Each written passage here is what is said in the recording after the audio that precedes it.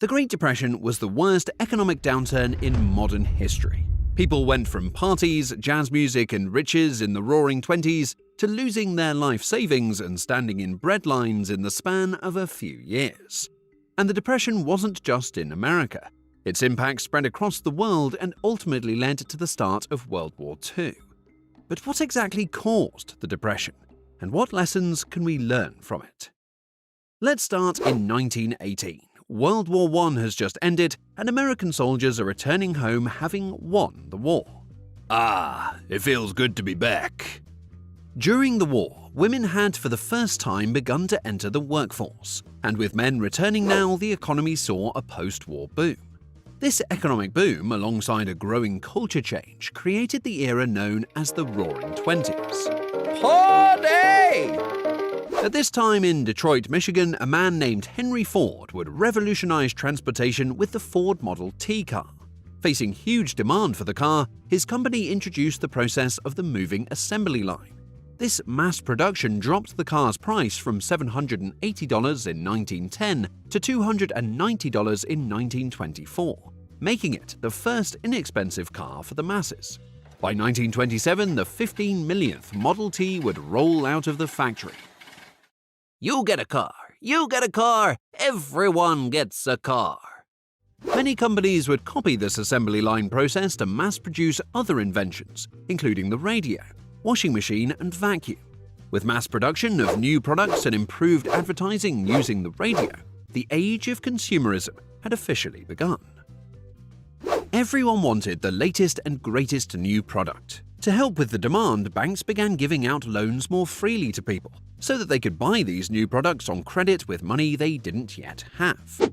Times were good. People were partying, there was jazz music, and a spirit of social liberation. Good to see you at the party, old sport. Prohibition had started in 1920, but meant little to this new generation. The parties were bigger, the morals were looser, and Wall Street became the place to be. From 1921 to 1929, the US stock market increased sixfold, driven by the post-war boom, easy credit, and all the demand for new consumer products. As the public learned about these incredible returns from the stock market, everyone began putting money in and talking about it more. This created a snowball effect, where as the stock market continued to go up, people began to blindly sink all their savings into stocks, and some even took out loans, which further drove prices up. When people believe no price is too high for a stock, that can be a warning sign that the price is no longer based on fundamentals and may have been driven up to irrational levels. Although stock prices were reaching new highs, something wasn't right. By the mid-1920s, the economy and demand for products had slowed drastically. With Europe still recovering from the aftermath of World War I, and few countries being able to afford the new consumer items, global trade was stalling. This didn't matter as people were still overwhelmingly optimistic and expected the stock market would continue to see record yearly performances each year. Extreme greed and unrealistic fantasy filled the air. With margin, people could even buy stocks for only 40 to 10% of the actual stock price, and then pay off their loan when the stock sold for large profits. I would like to take out a loan. Sure, what for? A house, a business, a farm? To buy stocks. Fine by me, here you go. By 1929, 40% of US consumer debt was being used to purchase stocks. And in that same year, the US had just elected a new president, Herbert Hoover, who famously said, "We in America today are nearer to the final triumph over poverty than ever before in the history of any land. The poorhouse is vanishing from among us." To many people, a skyrocketing stock market was a sign of a healthy, booming economy. But things were about to take a dark turn. Catastrophe would hit. On October the 24th, 1929, a day that became known as Black Thursday, the stock market would see heavy liquidation, with a record 12.9 million shares sold, and the entire stock market fell 11%. This day marked the beginning of the Great Depression, and the following week there would be Black Tuesday, where the market fell 12%, with a record-breaking 16.4 million shares sold. Eventually, in the span of 2 weeks, stocks had lost about a third of their value. People who had borrowed money to invest were crushed, and many people lost their life savings. However, the worst was yet to come. The common belief is that the stock market crash caused the Great Depression, but this is not entirely true. The stock market triggered a recession, but the real cause of the Great Depression was that many banks had extended too many bad loans and were speculating too much. At this time, many US banks were small and independent shops that lent out a large amount of their assets to people for stock market speculation. As the stock market crashed, these banks went out of business overnight.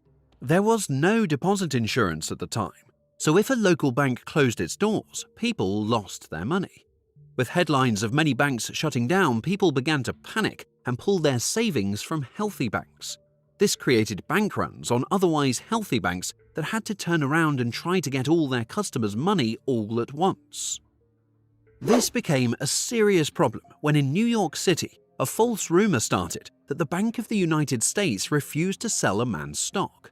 This was enough to cause over 25,000 people to crowd the bank, and by the end of the day, $3 million had been withdrawn from the bank. Fear was in the air, and worried of a larger bank run they couldn't handle, the Bank of the United States closed its doors and asked the state to take over the bank's assets. Soon after, the bank failed to get support for a short-term loan to stop the bank run and would ultimately close its doors for good. It accounted for a third of the total $550 million deposits lost in the Depression. This sent shockwaves across the banking industry, and many banks began to call in loans and sell assets in order to stay liquid. 1/3 of banks in America would ultimately fail in this time period. Hey Joe, I just sold my car and have a few bucks now to pay you back. Which bank are you with again? Are you crazy? Not a chance I'm leaving my money in any of those banks again. With people choosing to hold their money outside of banks, the money supply in the US declined 31% from 1929 to 1933. And deflation has devastating effects on an economy. By causing the value of money to go up, it reduces consumers' willingness to spend money, discourages investment, and increases the burden for those in debt. All of this leads to wages and income falling. And through this all, the Federal Reserve stood back, allowing this money supply contraction and the banking failures to happen without any intervention. A crucial mistake that has been widely criticized for making the Depression much worse than it needed to be.